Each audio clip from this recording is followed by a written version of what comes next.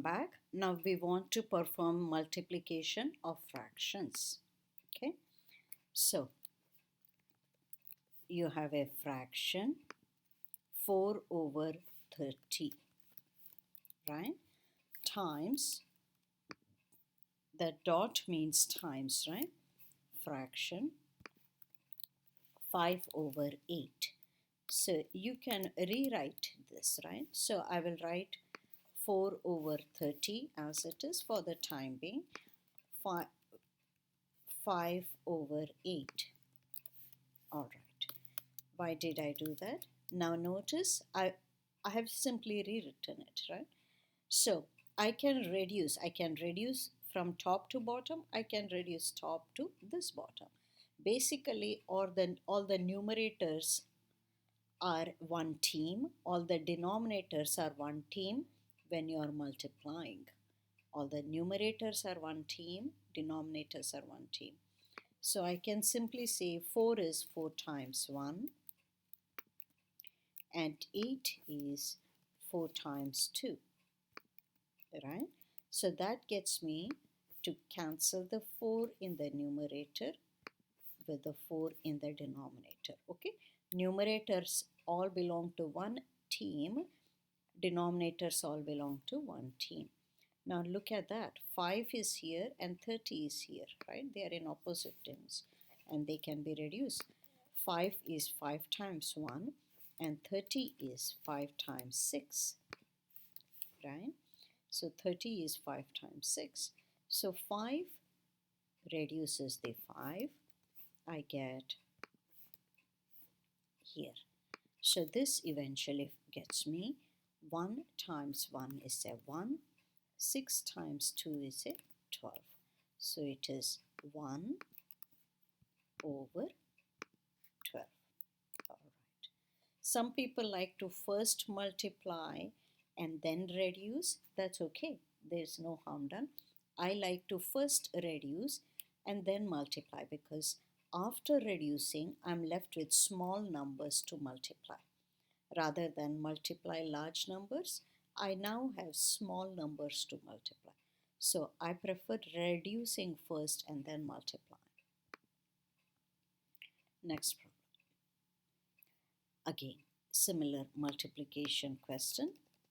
You have a fraction 77 over 8 times a fraction 28 over 55. So let me rewrite this for the time being. 77 over 8 times the fraction 28 over 55. So this is a multiplication of fractions. So the numerators are one team, denominators are one team. So notice 77 and 55. 55 is 11 times 5. 77 is 11 times 5. Correct? So that 77 is 11 times 7. Forgive me, right? 77 is 11 times 7. So now this 11 cancels this 11. Now what else? 8 and 28. 28 is 4 times 7 and 8 is 4 times 2. You can reduce the 4s and that's it.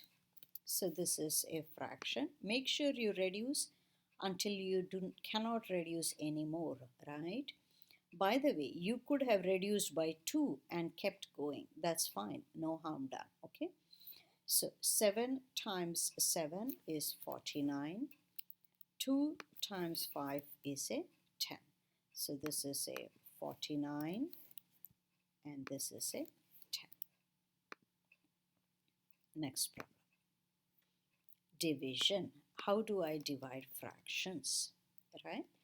So we learn multiplication and then we learn division. Why? Because division is another form of multiplication.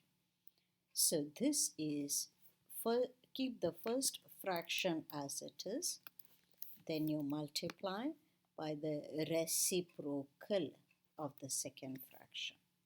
So you have 21 over 6. So division by a fraction is multiplication by the reciprocal. So that gets me. So now I can start reducing. I first reduce and then divide, then multiply, so that I have fewer numbers to smaller numbers to contend with. Notice 3 and 6 can be reduced, you see. 3 is 3 times 1 and 6 is 3 times 2, you see. So that 3 is 3 times 1, that 6 is 3 times 2. So 3 can be reduced right away, okay. And notice here 21 and 6. 21 is 3 times 7 and 6 is 3 times 2. So these 3's can be reduced. So eventually I cannot reduce anymore, so now I multiply. 1 times 7 is a 7, 2 times 2 is a 4. So we get 7 over 4. Next problem, another division problem. So fraction 3 over 8, you are dividing by fraction 12 over 24. So notice division by a fraction is multiplication by its reciprocal. So I'm going to multiply by the reciprocal of the second fraction. So this is 24 over 12. So now I will first reduce as much as I can and then I will multiply.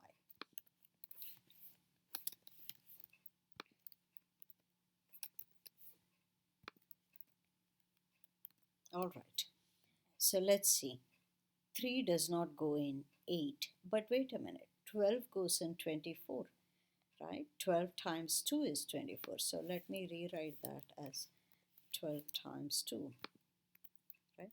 24 is 12 times 2, whereas this 12 is 12 times 1, okay? So that reduces 12 right away. Okay, what else can we do? That 2 can go in this 8. So 8 is nothing but 4 times 2. This is 2 times 1, right? So that 2 can be cancelled with this 2. So now you have 3/4, 3 over 4 times 1 by 1. So that is the fraction 3 over 4.